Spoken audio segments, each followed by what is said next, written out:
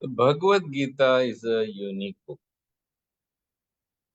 There are a lot of things it contains, and there are many things that are intentionally excluded from the purview of the Bhagavad. For example, the Varnas are clearly described in the Bhagavad with their qualities. Brahmana, Kshatriya, Vaishya, Shudra. But also, you will see that all the ashramas are not described. There is no mention whatsoever of Vanaprastha ashram, and in fact, Sannyas ashram is mentioned only to be considered as a less preferred option. Well, short of condemning it, everything else is obvious. But why?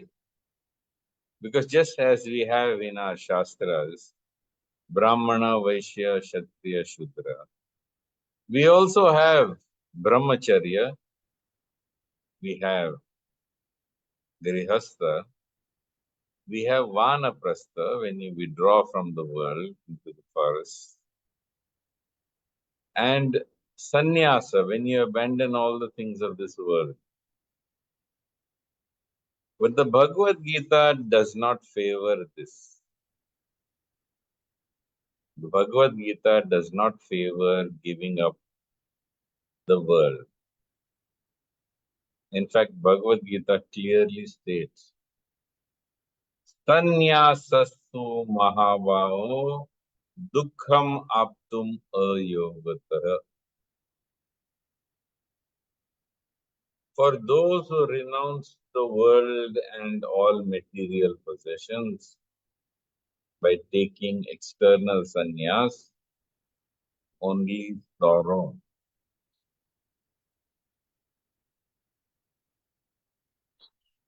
And having said thus, Krishna repeatedly and consistently through the Bhagavad Gita exhorts us to do our duty and to engage in work. Yet people are so confused. They are so confused largely because, to a great extent, the Bhagavad Gita is preached by people who have already renounced the world. So, unfortunately, they think that is the way to go. I have had on more than one occasion people coming to me and saying, Doctor, I've heard your lectures on the Bhagavad Gita and I've decided that I want to renounce the world. I said, whose lectures have you heard on Bhagavad?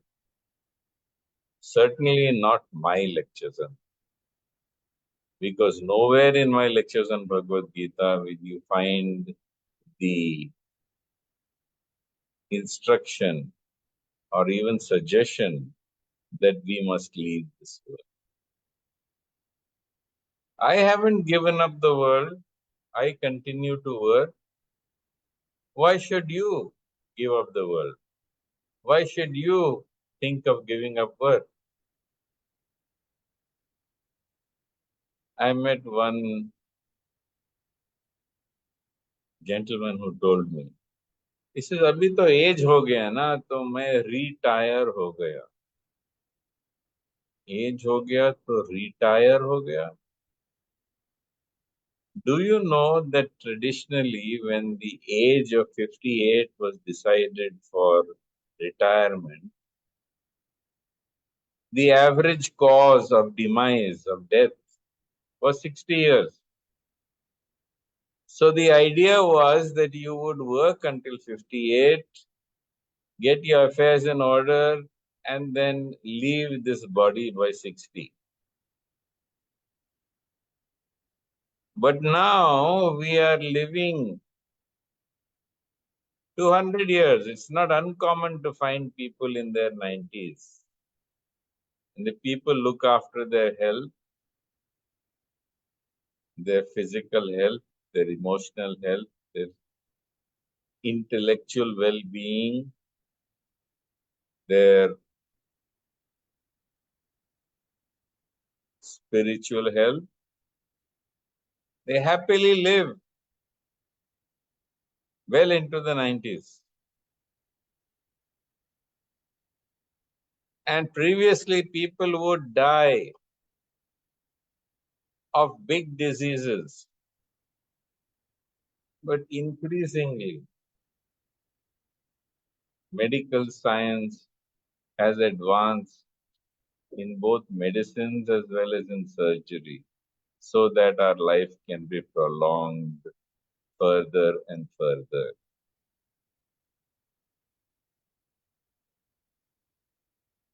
I also come across women who come to me and say, अभी तो मैं घर की चाबियां मैं दे दूंगी बहू को और मैं हरिद्वार चले जाऊं.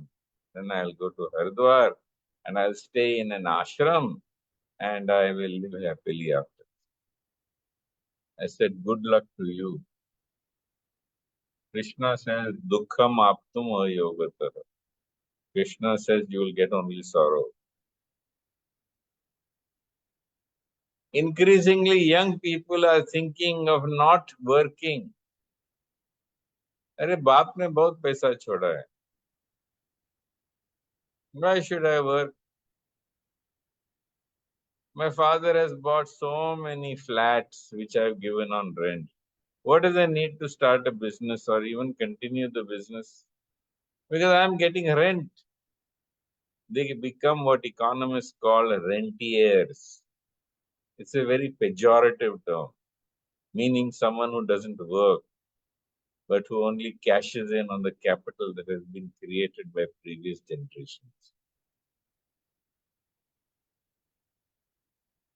Another person who dropped out of college told me, well, you work in college, you study in college so that you can get a degree and so that you can get a job. And once you get a job, then you can earn money, isn't it? But if you have enough money, then what is the need to work?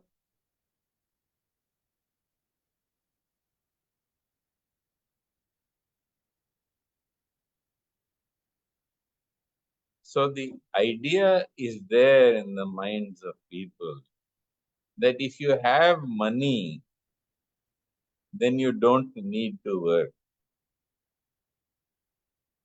As long as you have money, you don't need to work because you work to earn money, isn't it? That means such people have never been exposed to the Bhagavad Gita. We work not just for money. That's an incidental side effect of working. It's an incidental side effect of working. And since it is an incidental side effect of working, what is the real purpose of work? Kayena manasa buddhaya kevalairindrayarapi yogina karma kurvanti sangam tyaktva atma shuddhaye. Kayena with the body, manasa with the mind, buddhaya with your intellect, with your intelligence, kevalairindrayarapi with all your limbs and all your senses. Even yogis work, my friend, even yogis work for the sake of purification. We work for the sake of purification. Krishna also points out, Karmanaive hi samsiddhim astita janakadaya loka sangraham evapi sampashyam kartum arhasi. Yad yad acharati shreshtas tad tad devataro jana sa yad pramanam kurute lokastadanu vartate.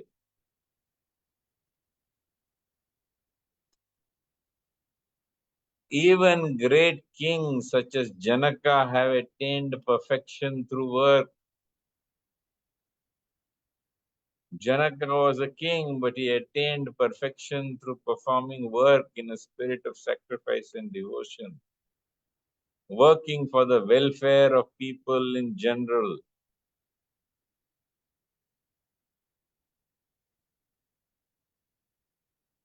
For just as leaders in society do, so does the rest of the world follow. And whatever examples are set by great men, thus the world emulates.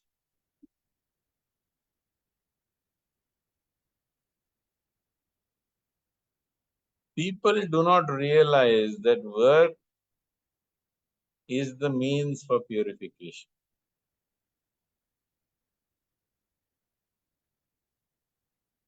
It is hard work to silence the mind. Try to understand that an unoccupied mind is the source of all suffering. Your mind that is unoccupied, your mind which is troubling you, that is the source of all suffering, not the things of the world. They are a secondary source of suffering. But the primary source of suffering is your mind. And the rest of the world will carry on. But the only thing you can hope to control is your own mind. But it's very hard to control the mind. It is hard work to control the mind. And yet, though it is hard work to silence the mind,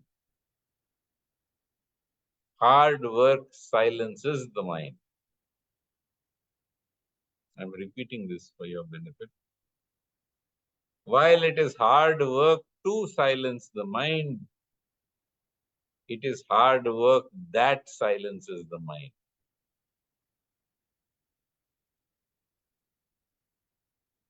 Today, this has been proven through neuroscience.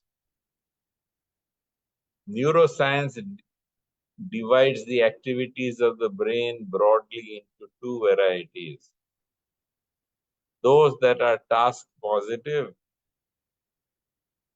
that are the others that are task negative. The task positive activities are those where you're doing something, working,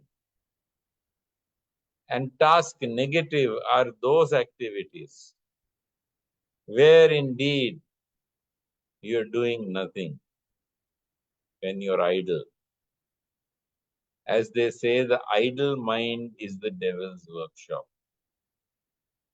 And it is this task negative activity in your brain, which incidentally is the default when you're not working. So it's often called the default mode network, which causes all suffering. It causes all suffering.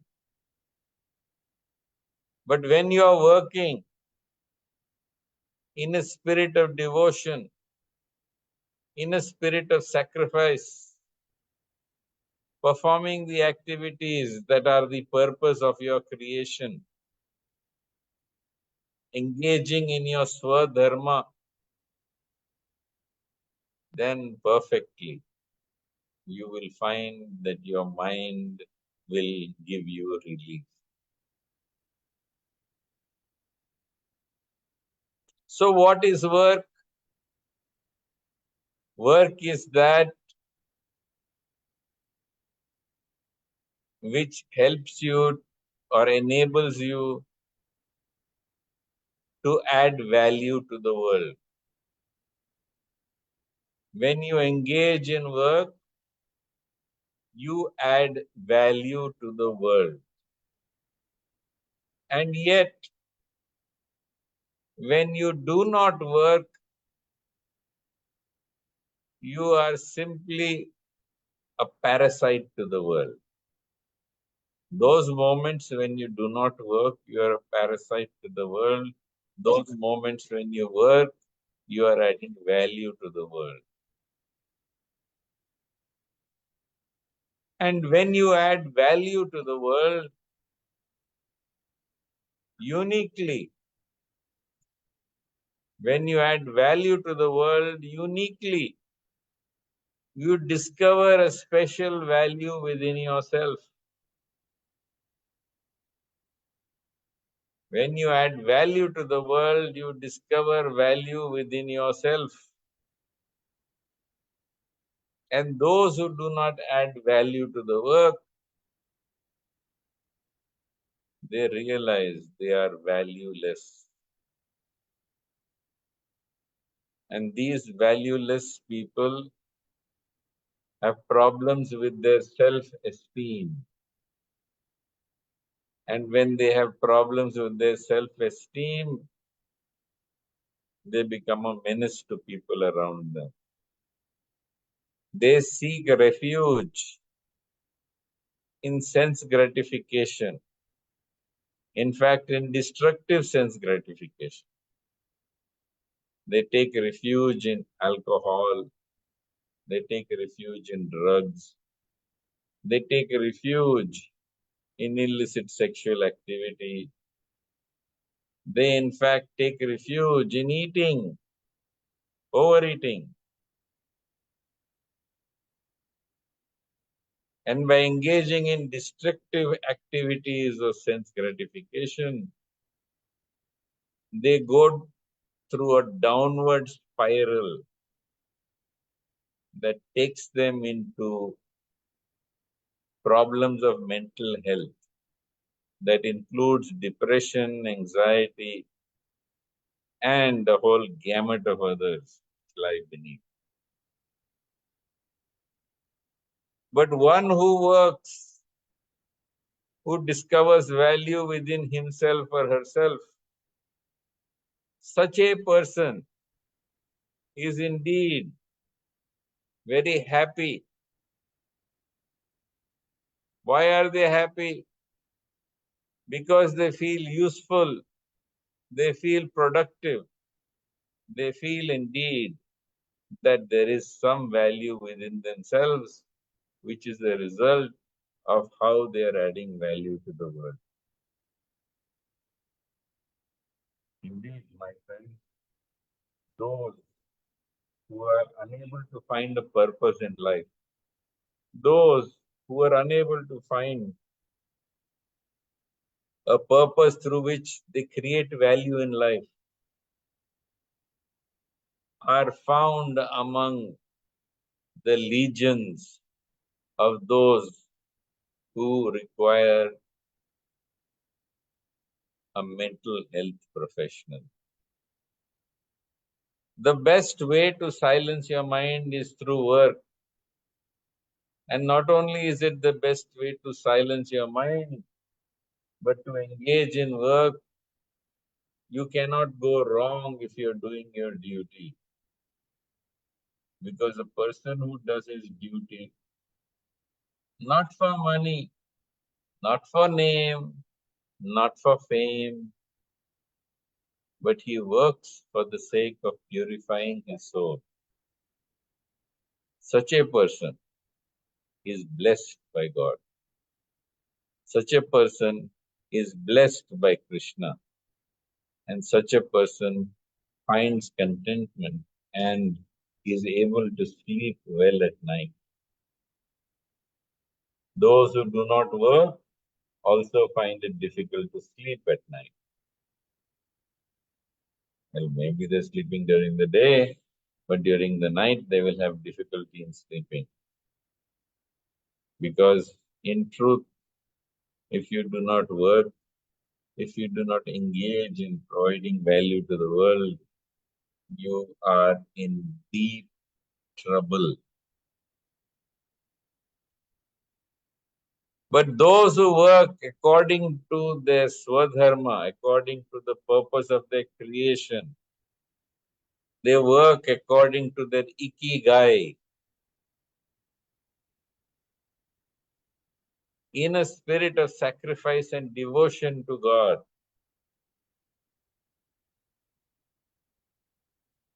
Krishna says, Yataha pravrittir bhutanam yena sarvam idam tatam swakarmana abhyarchaya siddhim vindati manavaha. Those who work in a spirit of devotion and sacrifice to the all-pervading Lord, they attain peace, perfection, and the supreme destination.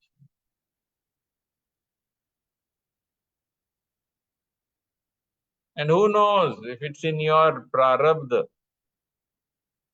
if it is in your destiny, along with your purification, you will also get and optimize what is due to you within the world. With the blessings of God, you will cross over all obstacles in life. Chetasa sarva karmani mai sanyasya matpara buddhi yoga mupashrita macchitta satatam bhava macchitta sarva durgani mat prasada tarishyasi atho chetvam ahankaran na shoshasi ganesh.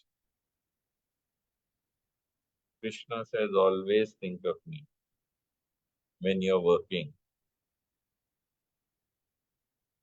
Let your mind and your intelligence rest in me, be guided in me, and let it take shelter in me.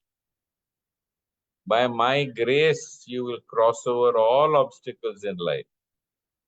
But if you think that you are the doer and God is not the doer, you think you are the doer, then all will be finished. So trust in God, depend on God, be guided by God who is seated in your heart, and you will cross over every obstacle in your way. If you foolishly think that you are the doer, then instead of divinity, instead of remembering God and forgetting self, if you keep thinking, I am the greatest, then unfortunately, you will be crushed and you will be finished.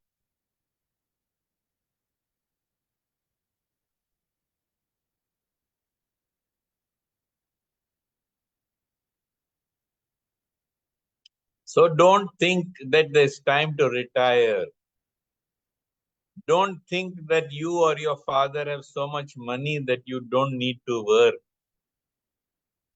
Don't think that the state will provide you enough so that work is not necessary.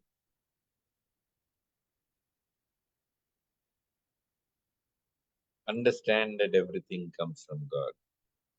And God is pleased when you do your duty. And God is pleased when you work. And God is pleased to see you occupied. Because when your mind is occupied with work and not distracted by ego, self, or desires for sense gratification or reward or fruit, your mind will be at peace. Your work shall make you free. Your work shall take you to moksha. Your work shall liberate you. It shall perfect you. It shall give you silence of your mind. And that silence of your mind will enable you to unite with God. Brahmanyadhaya karmani sangam tyaktva karoti yaha lipyate na sa papena padma patram ivambasi. So all work which is offered to Brahman, which is the all-pervading aspect of God, if you are offering it to Brahman without any attachment to the work or to the fruit, No sin will stick to you, no karma will stick to you. Just like no water sticks to the lotus leaf, although it lies in water and lives in water and rests in water, no water sticks to the lotus leaf. So also you will pass through the world untouched. Untouched by pap and punya.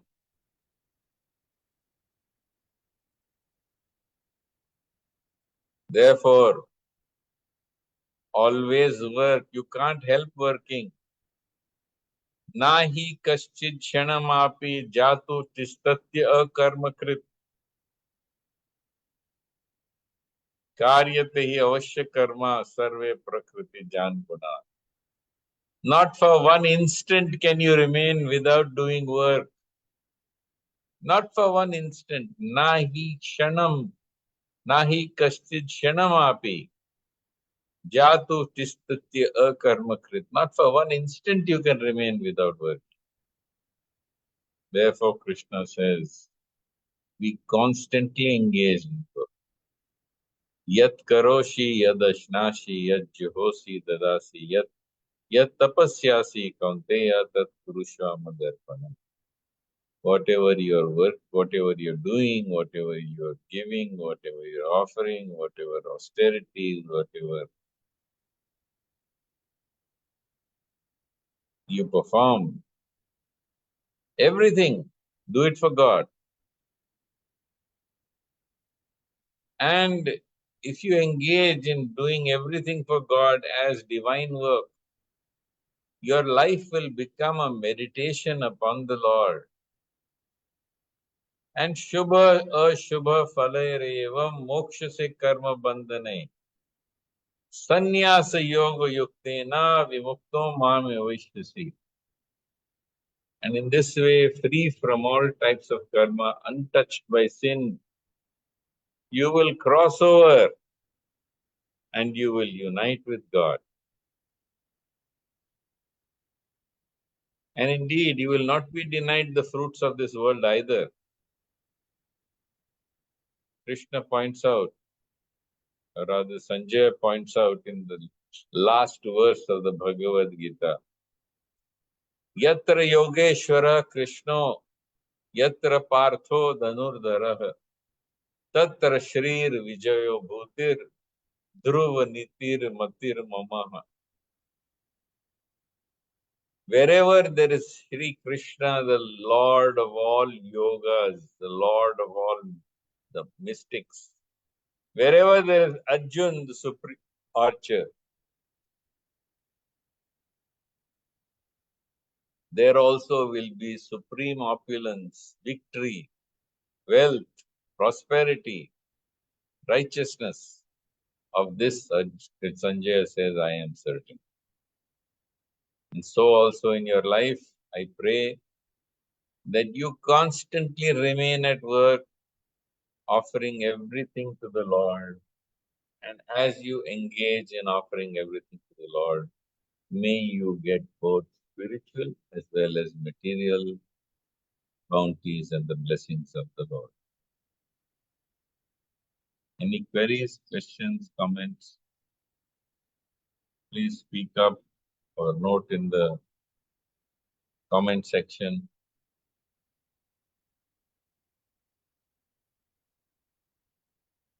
Yes?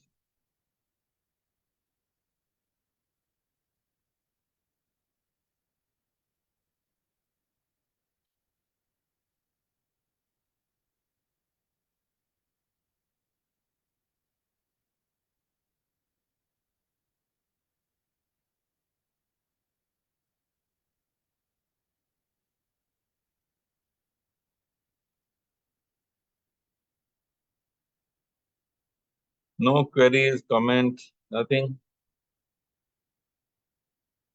All right.